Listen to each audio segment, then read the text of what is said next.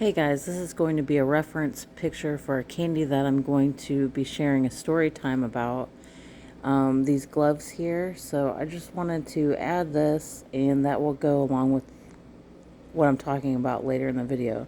For some reason it wouldn't let me add it later, so I'm just gonna pop it in right now. But here are the beads I was talking about, and a raver wearing the gloves. Hi guys, Candy Toy Box here. Today we're going to continue with restoring some of my vintage candy. And I pulled some out to talk about today and a couple that we're going to restring. But if you've been following this series, you know that I already showed some of my vintage jelly bracelets. And here's another star. This one's a glittery one. And I'm wearing the ones I've already showed you before. I also have these, which I'm pretty sure that these were some of my favorites. They twist together, and at one time they had water in them, but the water's gone. This one, I don't think this one had water. Just has some thread, neon thread.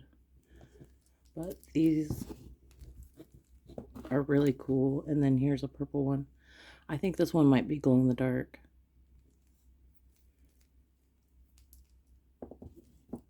But yeah, wore these before candy, and then used to trade those when I first got in the scene.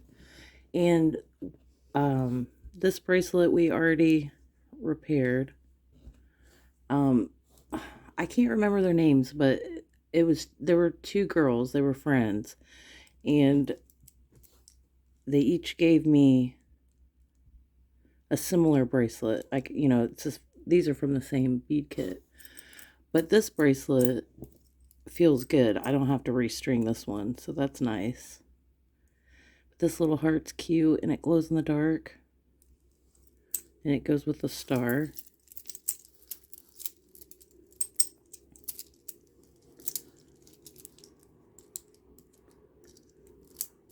I'll put that one on. And this one is really old. I actually already restring this one because I wore it so much. I got this in 2000.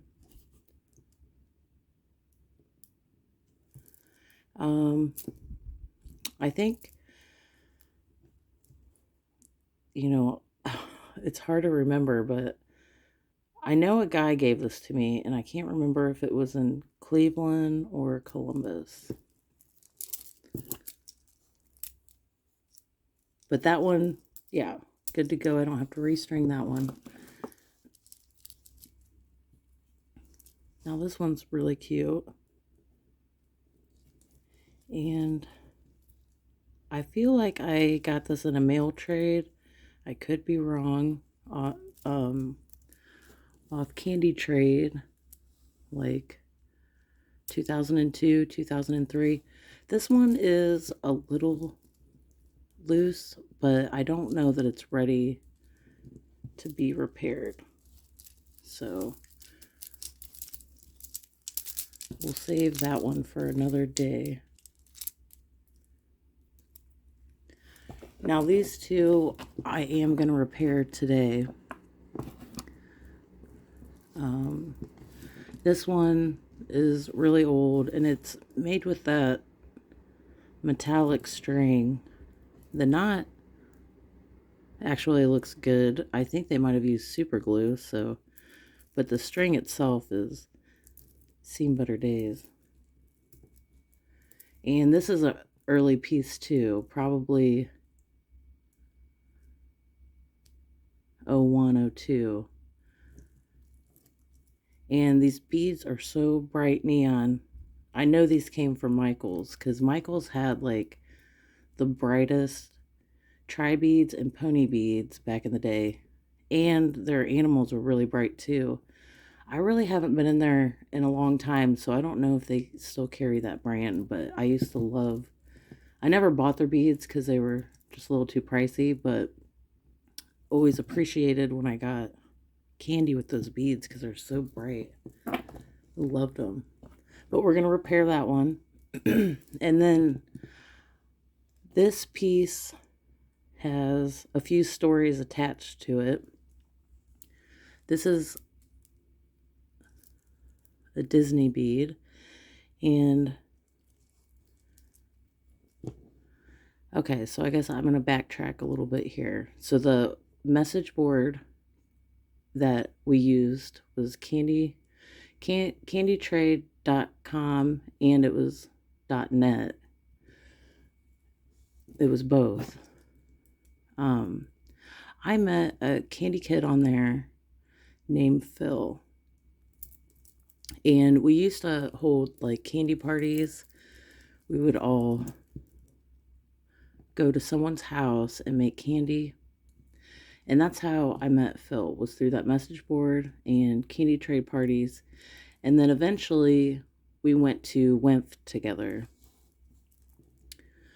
But I'll talk about him in another video. But when we were at a candy trade party, we traded beads, and he gave me this one.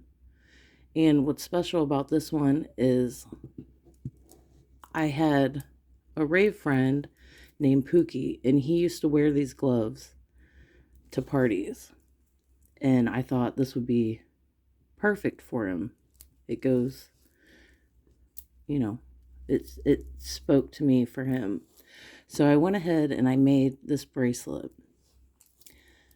And I wore it to quite a few parties, and I never saw him again. He like disappeared. Sometimes that happens. You meet people at parties and then, they're there every weekend and then they just disappear. But I guess, I don't know if I'll ever see him again or if he sees this video, but I wore this for years. I wore this party waiting to run into him. But it's loose because, I loved it. So we're going to go ahead and repair these two today. But yeah, this one extra special because it has multiple memories connected to it. I think I'm going to do the fishy first. Wait, maybe we want the knot to be where it used to be, so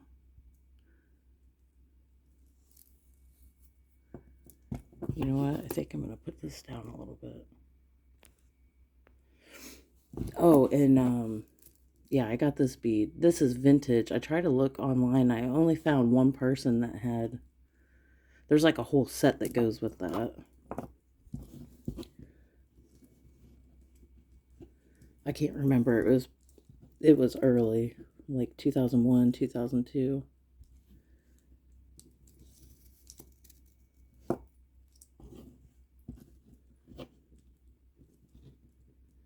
Yeah, I always wonder what you're doing out there, Phil, if you ever come across this video.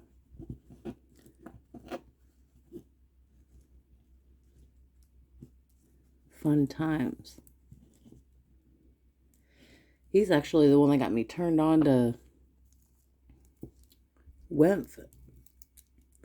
I might not have gone if it wasn't for him. And then after he took me, we went like every year until, well, they kept saying it was the last one. I don't remember. I don't think we went to the very, very last one, but we went to quite a few of them.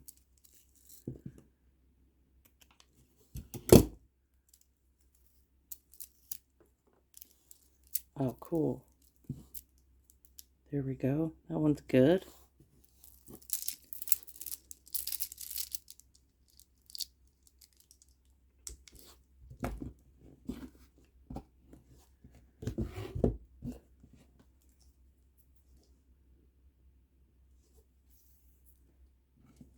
Okay, where's my knot? Back here.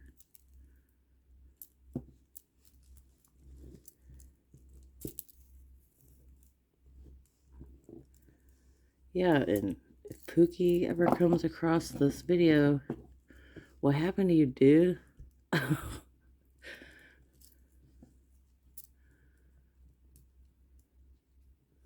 Oh, I'm also going to insert some pictures I found of, they won't be of Pookie, but I found online of other ravers wearing these gloves, so you kind of get like a visual. But that was something that was popular back in the day. But at that time, I feel like Pookie was the only person I knew that had those gloves. I think it was more like um, in other states where maybe California, they might have had a lot of ravers wearing these. Someone will have to let me know in the comments. I didn't get to a California party until 2009, so I can only really speak about the Midwest for like old school stuff. I did travel to like all the states around me back then. Yay. Yeah, I miss this bracelet a lot. It reminds me of good times. Okay, guys, well, I hope you enjoyed this video, and I'll see you next time.